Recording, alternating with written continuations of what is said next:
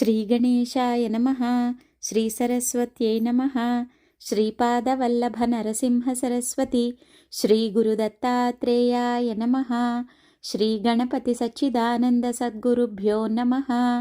శ్రీ గణపతి సచ్చిదానంద 26వ అధ్యాయం కొనసాగుతోంది. ఆలింగన యోగం. ప్రపంచంలో ప్రేమ అన్నది తనకు ఏ రవ్వంతా పట్టరాదన్న పట్టుదలతో కర్కశంగా సాధన సాగిస్తున్న రాజారావు గారికి రవ్వంత స్నేహప్రేమ ఉన్నది ఈ డాక్టర్ గారి మీదనే. ఆయన పోతాడని ఆయనే ఖాయంగా రాసేసరికి పోతే పోనీ అనుకున్నాడు గాని ఆయన పూర్తిగా పోక పూర్తిగా ఉండక ఒకసారి విజయవాడ వచ్చి మళ్ళీ మైసూర్లో ఎవరి దగ్గరో వైద్యం చేయించుకుంటున్నాడని, ఆయనకు తగ్గిందని తగ్గలేదని ఇలా అస్తవ్యస్తంగా వచ్చే వార్తలు వినేసరికి కొంచెం బాధపడసాగాడు. ఇంతలో ఇంట్లో పినతల్లిగారు మేనత్తగారు డాక్టర్ని ఒకసారి చూసిరారా అని కేకలేయసాగారు. సరే అని మైసూరు వచ్చాడాయన. వచ్చి డాక్టర్ గారిని చూశాడు. ఆయనకు బాగా నయమైనందుకు సంతోషించాడు. స్వామీజీని కలిసి తమ మిత్రుడికి చేసిన ఉపకారానికి కృతజ్ఞతలు చెప్పాడు. మా వాడు ఎప్పుడూ ఏదో ధ్యానం చేస్తూ ఉంటాడు అని పరిచయం చేశాడు డాక్టర్ గారు. అది విన్న స్వామీజీ చాలా ఆసక్తి చూపించి రాజారావు గారి సాధన గురించి అనేక ప్రశ్నలు వేశారు. అవన్నీ మీకు అనవసరం. నేను మీకోసం రాలేదు, డాక్టర్ కోసం వచ్చాను, వెళుతున్నాను. పుల్ల విరిచి ముక్కులో దోపటం అంటే ఇదే. అది రాజారావు గారికి ఎవరి ఉపదేశం లేకుండానే అబ్బిన బ్రహ్మ విద్య. చాలా సంతోషం, ఇవాళ ఉండి రేపు వెళ్ళండి అన్నారు స్వామీజీ. ఇదెక్కడి జిడ్డు స్వామి, ఈయనకు సిగ్గు శరము కూడా ఉన్నట్టు లేవే అనుకున్నాడు రాజారావు గారు. అయినా ఆయన మాట బొత్తిగా కాదన బుద్ధి కాలేదు. మొహమాటం అనే మాట అంతకుముందు పుస్తకాలలో చదవటమే తప్ప అనుభవంలోకి రావటం రాజారావు గారికి ఇదే మొదటిసారి. విసుక్కుంటూనే ఆ రోజు ఉండిపోయాడు రాజారావు గారు. తన ధ్యానం మామూలుగానే చేసుకున్నాడు. తరంగ స్పందనలను అవలీలగా పట్టివేయగల రాజారావు గారు మొత్తానికి మంచి చోటు పట్టాడు ఈ స్వామీజీ అనుకున్నాడే తప్ప మరో ఆలోచన రాలేదు. ఆ మర్నాడు మళ్ళీ స్వామీజీయే వీరున్న పాకలోకి వచ్చారు. మామూలు మర్యాదలయ్యాక ఇవాళ వెళుతున్నాను అన్నాడు రాజారావు గారు. అసలు ఆ మాట తను చెప్పటమే అనవసరం. ఆ మాట ఆయన లోపల అనుకుంటూనే ఉన్నాడు. అయినా ఎందుకనేశాడో ఆయనకే తెలీదు. అనేశాడు. ఇంకొక రోజు ఉండి వెళ్ళండి చాలా పొడిగా అన్నారు స్వామీజీ. ఈయనకు బొత్తిగా మర్యాద తెలియదనుకుంటా అనుకున్నాడు రాజారావు గారు. కానీ ఎందుకో ఆయన మాట కాదనబుద్ధి కాక మళ్ళీ మరో రోజు ఉండిపోయాడు. మళ్ళీ తన ధ్యానం తన వ్యవహారం తనదే. స్వామీజీని కలవను కూడా కలవడు. ఆయన కార్యక్రమాలతో ఆయన భక్తులతో ఈయనకు సంబంధం లేదు. మళ్ళీ మర్నాడు పొద్దున స్వామీజీయే వచ్చారు. అచ్చం నకలుగా వ్యవహారం జరిగింది. రాజారావు గారి ప్రయాణం మళ్ళీ వాయిదా పడ్డది. ఇలా 4వ రోజు 5వ రోజు 6వ రోజు కూడా జరిగింది. రాజారావు గారి గురించి తెలిసిన వాళ్లకు మాత్రం ఇది ప్రపంచ ఆశ్చర్యాలలో ఒకటి. ఒకరికి మొహమాట పడటం, మాట వినటం ఆయన జన్మలో లేని విషయాలు. 7వ రోజు స్వామీజీ వచ్చారు. మామూలు పలకరింపులు జరుగుతున్నాయి. ఉన్నట్టుండి మిమ్మల్ని కౌగలించుకోవాలని ఉంది అన్నాడు రాజారావు గారు. దానికేమీ, కౌగలించుకోండి అన్నారు స్వామీజీ. రాజారావు గారు కౌగలించుకున్నాడు. స్వామీజీ కూడా కౌగలించుకున్నారు. ఏమైందో తెలియదు. రాజారావు గారి నోరు తెరుచుకుపోయింది. మిడిగుడ్లు పడ్డాయి. కొన్ని క్షణాల పాటు అలా స్తంభించిపోయాడాయన. తరువాత ఒళ్ళు తెలిసిన రాజారావు గారు చటుక్కున స్వామీజీ పాదాల మీదకు వాలి ఆ పాదాలకు తన తల సంపూర్ణంగా ఆనించి ఆ పాదాల చుట్టూ చేతులు పెనవేసి పాదాలింగన నమస్కారం చేశాడు. ఆ తరువాత కొంతసేపు నిష్పందమైన మౌనం. 50 సంవత్సరాలు దగ్గర పడుతున్న వృద్ధ సాధకుడు రాజారావు గారు, 25 ఏళ్లలోపు యువకుడు స్వామీజీ. ఇద్దరి మధ్య మౌనమే ఉపదేశం. చిత్రం వటతరోర్మూలే వృద్ధా శిష్య గురుర్యువా గురోస్తు మౌనం వ్యాఖ్యానం శిష్యాస్తు చిన్న సంశయాః అన్న దక్షిణామూర్తి ధ్యాన శ్లోకానికి ప్రత్యక్ష వ్యాఖ్యానంగా ఉంది ఆ సన్నివేశం. ఆ రోజు ఇక తన ప్రయాణం సంగతి ఎత్తలేదు రాజారావు గారు. ఎత్తడం దేనికి? ఇతఃపూర్వం తనకు కలలో కూడా తెలియని ఏవేవో ఊర్ధ్వలోకాలకు ప్రయాణం అంతరంగంలో సాగిపోతూనే ఉంది కదా. స్వామీజీ ఉపదేశిస్తున్న యోగ విధానానికి, పూర్వం యోగి బాబాగారు బోధించిన యోగ విధానానికి కొంత తేడా కనిపించసాగింది. బాబాగారిది పూర్తిగా నిర్బీజ ధ్యాన విధానం కాగా స్వామీజీ విధానం సబీజం అని చెప్పవచ్చు. ఏమైనా ఇలాంటి విషయాలు మాటలలో వివరించటం కష్టం. కాగా రాజారావు గారి మనస్సులో ఉన్న సందేహలేశాన్ని గమనించిన స్వామీజీ, ఒక గురువు శరీరం వదిలేసినాక మరో గురువును ఆశ్రయించవచ్చు, అది దోషం కాదు అని చెప్పారు. ఆ సందేహం తీరటంతో రాజారావు గారు స్వామీజీని హృదయపూర్వకంగా గురువుగా స్వీకరించాడు. ఆ వెనుకే సూర్యారావు గారు కూడా స్వామీజీకి శిష్యుడయ్యాడు. రెండవ ధ్యాస లేకుండా ధ్యానయోగ మార్గంలో రాజారావు గారు సాగిపోతూ ఉండగా, ఏ ఉద్యోగం లేని సూర్యారావు గారు తనకు సహజమైన శుశ్రూష మార్గంలో స్వామీజీని అర్చన చేయసాగాడు. ఈ విడత మరికొన్ని రోజులు అట్టిపెట్టుకుని ఆ బృందానికి సెలవిచ్చి పంపించారు స్వామీజీ. డాక్టర్ కృష్ణమూర్తి గారికి క్యాన్సర్ వచ్చి ఆయన తన వైద్య వృత్తిని విరమించాడనే వార్త దావానలంలాగా వ్యాపించి విజయవాడలోనూ చుట్టుపక్కలలోనూ కొన్ని వేల మందిని కల్లోలపెట్టింది. ఆ దుర్వార్త ఆయన అభిమానుల్ని అలా ఉడకబెడుతున్న రోజుల్లోనే ఎవరో మైసూరు స్వామీజీ ఆయన క్యాన్సర్ చేత్తో తీసి పారేశారట. ఆయన మళ్ళీ వైద్యం చేస్తున్నారు అన్న వార్త దబాటు వానలాగా ఊరంతటినీ ముంచెత్తసాగింది. మనస్సులో ఉన్న తన ప్రణాళికకు అనుగుణంగా అడిగిన వారందరికీ స్వామీజీ గురించి వివరంగా చెప్పసాగాడు డాక్టర్ గారు. ఆయన వైద్యశాలలో ఆయన తలమీదుగా గోడకు తగిలించిన అగ్నిహోత్రంలో నిలబడి ఉన్న స్వామీజీ ఫోటో ప్రజలకు స్వామీజీ మీద మరింత ఆసక్తి రేకెత్తిస్తోంది. రోగయోగం. ఇదిలా ఉండగా తన దగ్గర ఉన్న రోగులలో తనకు అసాధ్య రోగాలనిపించిన వాళ్లను స్వామీజీ దగ్గరకు వెళ్ళమని ప్రోత్సహించసాగాడు డాక్టర్ గారు. అలా ఆయన ప్రోత్సహించిన వారిలో ప్రప్రథములు ఎంవి సుబ్బయ్య చౌదరి గారి భార్య వసుంధరమ్మ గారు. విజయవాడలో కాల్ గ్యాస్ ఏజెన్సీ ఉన్న సుబ్బయ్య చౌదరి గారికి డాక్టర్ గారికి చాలా సంవత్సరాలుగా స్నేహం ఉంది. 2 పిల్లల తల్లి అయిన వీరి భార్య వసుంధరమ్మ గారికి దాదాపు 30వ ఏటి నుంచే అనారోగ్యం ప్రారంభమైంది. అది త్వరలోనే ముదిరి ఆవిడ నానా బాధ పడసాగింది. ఆ వ్యాధి పేరు అల్సరేటివ్ కొలైటిస్. దీనివల్ల విపరీతమైన నీరసం, బలహీనత, అజీర్ణం, విరేచనాలు, వాంతులు ఇవన్నీ ఉండేవి. చివరకు గొంతులోనూ ప్రేగుల్లోనూ పుళ్ళు ఉన్నాయని నిర్ణయించారు. నిర్ణయాలు బాగానే ఉన్నా చేసిన వైద్యాలు మాత్రం పనికిరాకుండా ఉన్నాయి. దేవుడి దయవల్ల సంపదకు లోటు లేని చౌదరి గారు చేయించవలసిన వైద్యాలన్నీ చేయిస్తూనే ఉన్నాడు. ప్రతిచోట ప్రతిఫలం శూన్యమే కాగా మృత్యుదేవత నీడలు తనకు అల్లంత దూరంలో తారట్లాడుతూ ఉండగా ఆ తల్లిని తన పిల్లల గతేమిటని, తన భర్త గతేమిటని దిగులు తిమింగలమై మింగసాగింది. దాంతో ఆపుకోలేని శోకంతో, భయంతో కుళ్ళి కుళ్ళి ఏడుస్తూ ఉండటం ఆవిడ నిత్యకృత్యమైపోయింది. ఈ స్థితిలో స్వామీజీ వార్త ఆ దంపతుల చెవిన పడ్డది. వారు వెంటనే బయలుదేరి 1969 జనవరి 3వ తారీఖున ఆశ్రమానికి చేరారు. వీరు బయలుదేరేటప్పుడు డాక్టర్ కృష్ణమూర్తి గారు స్వామీజీ కోసం 2 నెమలి పిల్లలు, 1 నాగాభరణము ఇచ్చి పంపించాడు. ఇవన్నీ పెట్టుకుని చొప్పరంలో ఎదురు చూస్తూ కూర్చున్న దంపతుల్ని చూడంగానే స్వామీజీ, ఈ పిచ్చివాణ్ణి చూడటానికి ఇంత దూరం వచ్చారా? ఈ గడ్డపువాణ్ణి చూడటానికి ఇంత దూరం వచ్చారా? డాక్టర్ పంపించాడా? భలే భలే అన్నారు. అంతకుముందు స్వామీజీ ఇలా ఉంటారు, అక్కడి పద్ధతి ఇలా ఉంటుంది అని అనేక వివరాలు చెప్పాడు డాక్టర్ గారు. ఇప్పుడు వాటన్నిటికీ భిన్నంగా నిజంగానే మతి భ్రమించిన మనిషిలాగా స్వామీజీ మాట్లాడేసరికి వీరికి మొదట్లో కొంచెం అయోమయం అయింది. కానీ వెంటనే సర్దుకున్నారు. స్వామీజీని చూడంగానే ఏదో ఆనందం అయింది. దానితో పాటే ఎందుకో తెలియని బెరుకు, భయం ఏర్పడ్డాయి. ఆ రోజులే అటువంటివి. స్వామీజీ దగ్గరకు వెళ్ళి చనువుగా మాట్లాడటానికే ఎవరికీ ధైర్యం ఉండేది కాదు. అయితే స్వామీజీయే వీరి సౌకర్యాలు స్వయంగా చూశారు.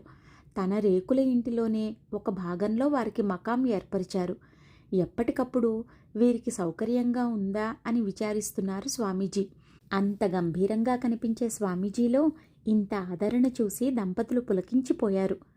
ఆ మర్నాడు స్వామీజీతో తాము వచ్చిన పని చెప్పుకుని ప్రార్థన చేశారు దంపతులు. విన్న స్వామీజీ స్టోర్ రూమ్ నంజమ్మను పిలిచి 2 వడ్ల ప్యాకెట్లు తెప్పించి వీరికిచ్చి, ఈ వడ్లను చేతులతోనే ఒలవాలి. ఒలిచేటప్పుడు శ్రీ గణపతి సచ్చిదానంద గురుభ్యో నమః అని చెబుతూ ఉండాలి. అలా చేసి నాకివ్వండి అన్నారు. ఇంకేమీ మాట్లాడలేదు. ఆ ప్యాకెట్లు సుమారు 1/4 కిలో ఉన్నాయి. 3 రోజులు వరుసగా ప్రయత్నించింది వసుంధరమ్మ గారు. ఆవిడ 2 చేతుల వేళ్ళు పుళ్ళుపడి నెత్తురోడసాగాయి. ఒక ప్యాకెట్ కూడా పూర్తి కాలేదు. చౌదరి గారు కూడా చేతులు పుళ్ళు చేసుకోగా ఒక ప్యాకెట్ పూర్తయింది. దాంతో స్వామీజీ దగ్గరకు వెళ్ళి చేతులు చూపించి మిగిలిన పొట్లం ఇంటికి వెళ్ళినాక ఒలిచి శివరాత్రికి తీసుకువచ్చి ఇస్తామని విన్నవించారు దంపతులు. సరే అన్నారు స్వామీజీ.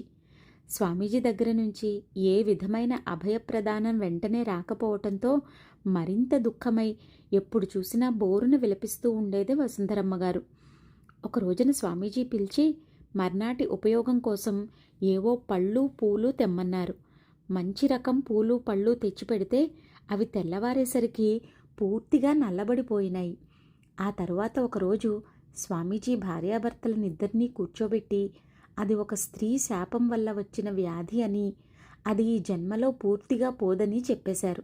అయితే అప్పటికి ఆశ్రమానికి వచ్చిన దగ్గర నుంచి ఎంతో మెరుగుదల అనుభవిస్తున్న వసుంధరమ్మ గారు ఆ విషయమే స్వామీజీకి చెప్పింది. అవును, అలా ఉపశాంతి కలిగిస్తూ ఉంటాను నేను. రోగం మాత్రం నిర్మూలన కాదు, కొంత నువ్వు భరిస్తూ ఉండాలి అని పునరుద్ఘాటించారు స్వామీజీ. ఆ భరించే శక్తిని ధైర్యాన్ని ఇమ్మని ప్రార్థించింది వసుంధరమ్మ గారు. ఆ ఊహకు ఎంతో సంతోషించారు స్వామీజీ. ఎలాగో అలా తగ్గించండి బాబోయ్ అని గోల చేస్తారే తప్ప ఇలా కర్మక్షయం గురించి ఆలోచించేవారెవరుంటారు? మరికొన్ని రోజులు ఉండమన్నారు స్వామీజీ. ఆశ్రమంలో ఉన్న కొద్దీ ఆశ్రమ జీవనంలో ఏకమైపోతున్నారు దంపతులు. ఒక రోజున ఊటీ నుంచి మంచు బిందువుల నీరు కావాలన్నారు స్వామీజీ. వెంటనే తెప్పించాడు చౌదరి గారు. ఇలా ఏవేవో అపురూపమైన వస్తువులు అప్పుడప్పుడు అడుగుతూ ఉండేవారు స్వామీజీ. ఎంత ఖర్చైనా జంకకుండా తెప్పించేవాడు చౌదరి గారు. వసుంధరమ్మ గారి ఏడుపు మాత్రం తగ్గలేదు. 1-2 సార్లు ఓదార్చిన స్వామీజీ ఇక ఎక్కిరించసాగారు.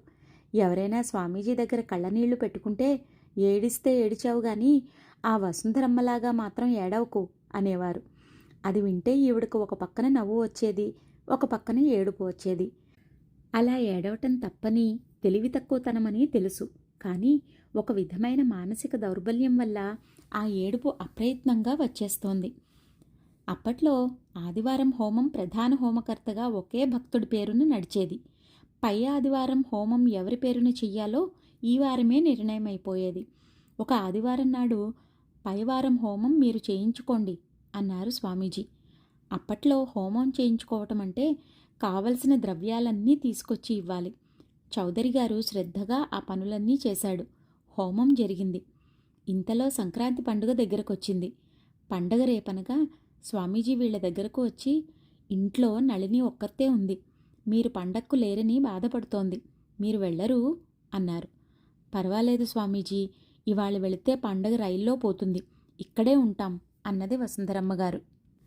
స్వామీజీ అవతలకు వెళ్ళినాక గుర్తు వచ్చింది. అవును, నళిని పేరు వీరికెలా తెలుసు అని. స్వామీజీ వీరి జీవితాన్ని పూర్తిగా గమనిస్తున్నారని, రక్షిస్తున్నారని, ఆయనకు అన్నీ తెలుసునని ఆ విధంగా ఆ దంపతులకు ఒక సూచన అందింది. సంక్రాంతి నాడు ధనలక్ష్మి పూజ చేయటం స్వామీజీ సంప్రదాయం. స్వామీజీ ఏ పూజ చేసినా ఆ విధానం అద్వితీయంగానే ఉంటుంది, సమ్మోహకంగానే ఉంటుంది. ధనలక్ష్మీదేవిని ధనలక్ష్మి రూపమైన రూపాయి బిళ్ళలతో అర్చించి అనంతరం ఆ బిళ్ళలనే భక్తులకు ప్రసాదంగా ఇచ్చేవారు. ఉత్సవాలలో తప్పితే ఇతర సమయాలలో పూజా విధానమే స్వల్పంగా ఉండే ఆ రోజుల్లో స్వామీజీ పూజ చేశారంటే మటుకు అది బహు విస్తారంగానే ఉండేది. ఆ సంక్రాంతి పూజ చూసి చౌదరి దంపతులు పులకించిపోయారు. సంక్రాంతి నాడు జరిగిన గోపూజ కూడా విశేషంగానే జరిగింది. నేల మీద కొద్ది కొద్దిగా నిప్పులు పోసి ఆవులను ఆ నిప్పుల మీద నుంచి దూకిస్తూ పూజలు చేశారు. ఆ తరువాత స్వామీజీ వాళ్లకు సెలవు ఇచ్చి ఇంటికి పంపుతూ, తరచూ వచ్చి ఇక్కడ 10-15 రోజులు ఉండిపోతూ ఉండాలి అని వ్యాధి నివారణకై ఇంటి దగ్గర ఆచరించవలసిన నియమాలు కొన్ని చెప్పారు. ఆ తరువాత చౌదరి గారిని పిలిచి, నువ్వు నీ కింద పనిచేసేవారి విషయంలో మరింత దయగా ఉండాలి, చేసే వ్యాపారం కూడా ఆధ్యాత్మిక సాధనే అని చెప్పారు. ఆధ్యాత్మిక సాధన గురించి అంతగా అనుభవం లేని చౌదరి గారికి ఈ మాట బొత్తిగా అర్థం కాలేదు. దాంతో చౌదరి గారి దినచర్యలలోని అనేక ఘట్టాలను ఉదహరించి ఫలానా తప్పులు సవరించుకొమ్మని చెప్పారు స్వామీజీ. మహాత్ములకు దివ్యదృష్టి ఉంటుందని తెలుసు గాని దివ్యదృష్టి అంటే ఇలా నిత్య జీవితంలోని ప్రతి అంగుళాన్ని కొలిచి చూపగలదని అంతకు ముందు దాకా తెలీదు. అలాగే ఆ పూజ, ఆ వ్రతాలు, ఆ దానాలు అలాంటి వాటి విషయమే తప్ప ఆ తరువాత మనం చేసుకునే వ్యాపారాలు, ఉద్యోగాలు ఇలాంటి వాటితో గురువులకు సంబంధం ఉండదు అనే అపోహ కూడా చౌదరి గారికి పూర్తిగా తొలగిపోయింది. జీవితంలో ఆధ్యాత్మిక జీవితమని, లౌకిక జీవితమని రెండు ముక్కలు వేరువేరుగా ఉండవు. అవి వేరువేరు పనులను గుర్తు చేసుకునేందుకు పెట్టుకున్న పేర్లే తప్ప సాధకుడికి జీవితమంతా ఆధ్యాత్మిక జీవితమే. తన జీవితంలో ఏ మూల, ఏ సుదూరపు మూల, ఏ దోషం జరిగినా అది ఆధ్యాత్మిక సాధనను తప్పకుండా భంగపరుస్తుంది. ఒక గాలి బూరలో ఏ మూల చిల్లు పెట్టినా అన్ని మూలల్లో ఉన్న గాలి ఎగిరిపోదా అని స్వామీజీ వివరించారు. అప్పటి నుంచి చౌదరి గారి జీవితంలో ఒక నూతన అధ్యాయం మొదలైంది. అలా దంపతులిద్దరికీ బోధ చేసి వసుంధరమ్మ గారిని దోసిలి పట్టమన్నారు స్వామీజీ. ఆవిడ పట్టింది. పక్కన పళ్ళెంలో ఉన్న విభూతి ఆమె చేతిలో పొయ్యసాగారు స్వామీజీ. ఆ విభూతి ధార స్వామీజీ చేతికి, వసుంధరమ్మ గారి చేతికి మధ్యలో సగం దూరం వరకు విభూతిగానే ఉంటోంది. ఆ తరువాత కుంకుమధారగా మారిపోతోంది. ఆ సుమంగళి చేతిలో కుంకుమ పడుతోంది. దంపతులిద్దరూ జాగ్రత్తగా చూస్తున్నారు. స్వామీజీ మెల్లిగా విభూతి పోస్తున్నారు. విభూతి కుంకుమగా మారే స్థలం స్పష్టంగా కనిపిస్తోంది. ఎలా మారుతోందో మాత్రం తెలియటం లేదు. అద్భుతమైన ఈ ఆనందకరానుభూతి తర్వాత, వసుంధరమ్మ, ఇక నుంచి నువ్వు నా దగ్గర నుంచి తీసుకెళ్లిన కుంకుమే నుదుట ధరించు అని ఆజ్ఞాపించారు స్వామీజీ. తరువాత కుర్చీలో నుంచి లేస్తూ కాలితో నేలపై తన్నారు స్వామీజీ. ఒక లాకెట్టు వచ్చి పడ్డది. ఇది నళిని పాపకు అన్నారు స్వామీజీ. మరో లాకెట్టు తీసి ఇది బాబుకి అన్నారు.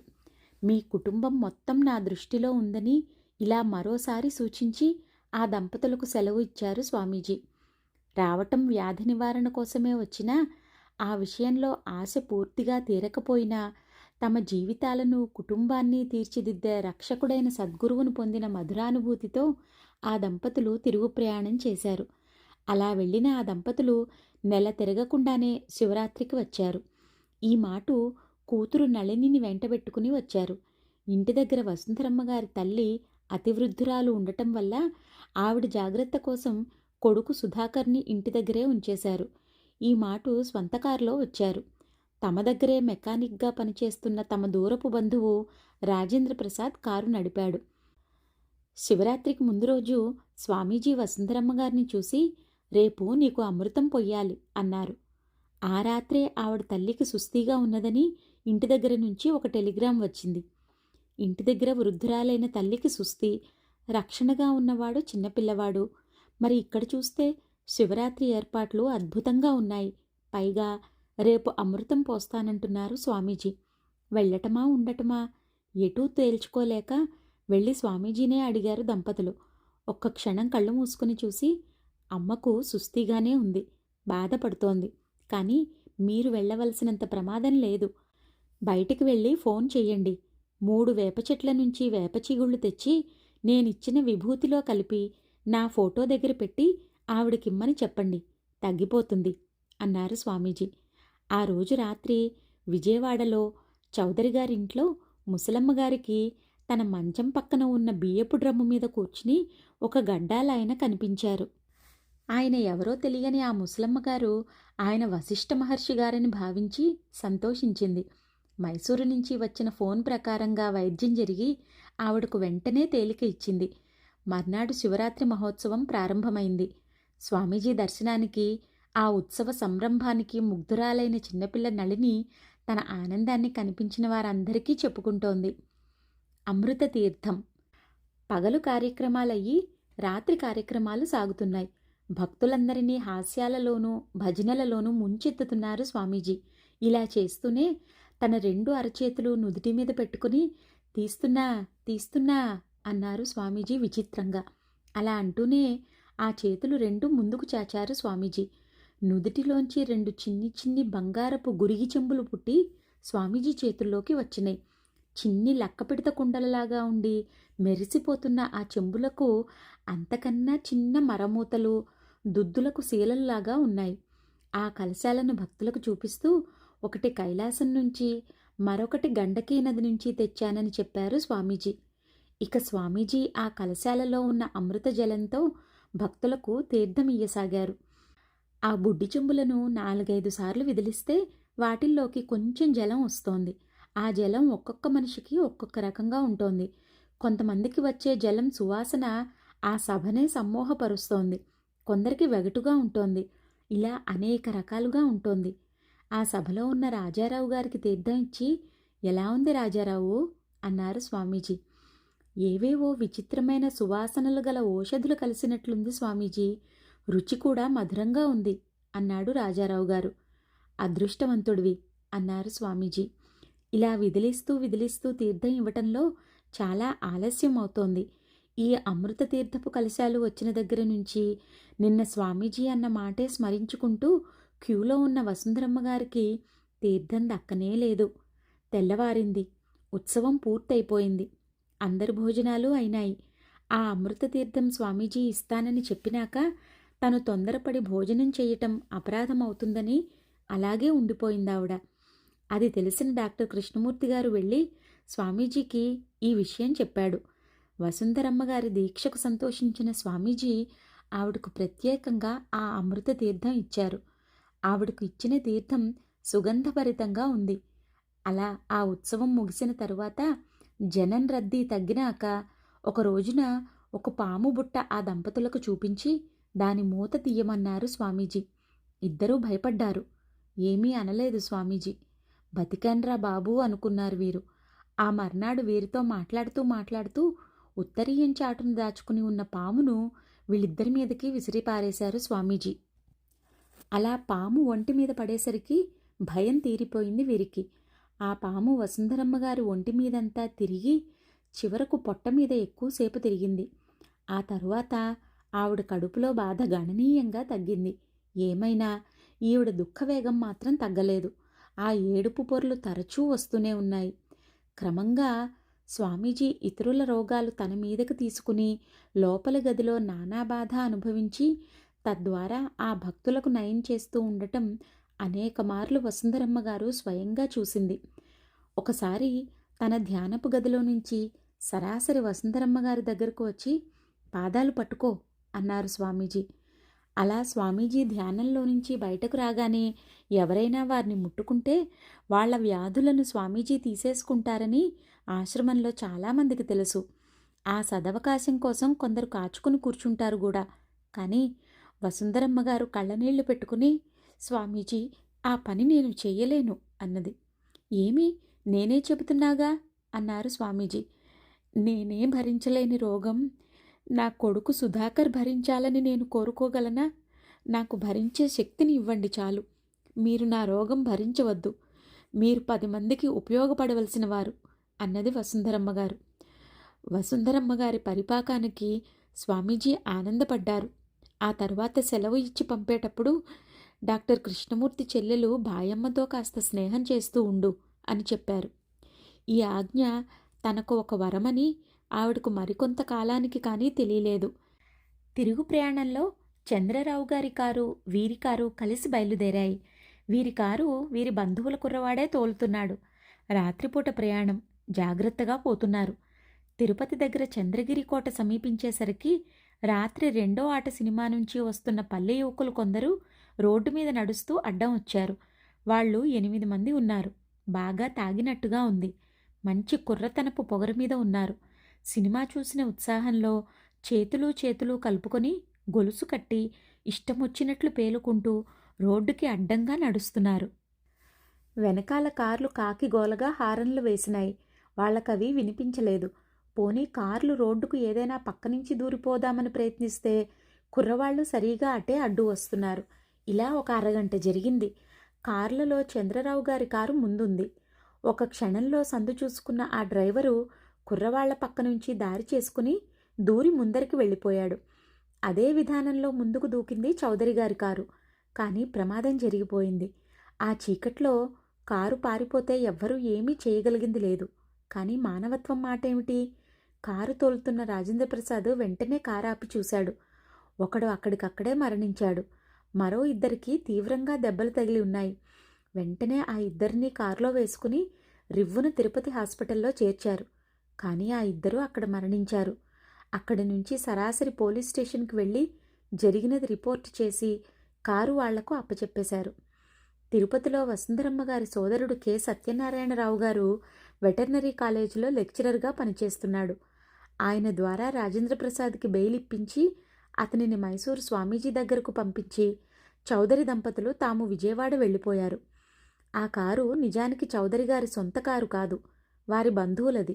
ఆ కారు ఇలా పోలీసుల చేతులలో ఇరుక్కుపోయినందుకు బాధపడ్డా కారులో వాళ్ళెవ్వరికీ ప్రాణాపాయం కలగకుండా బయటపడ్డందుకు సంతోషపడ్డారు బంధువులు.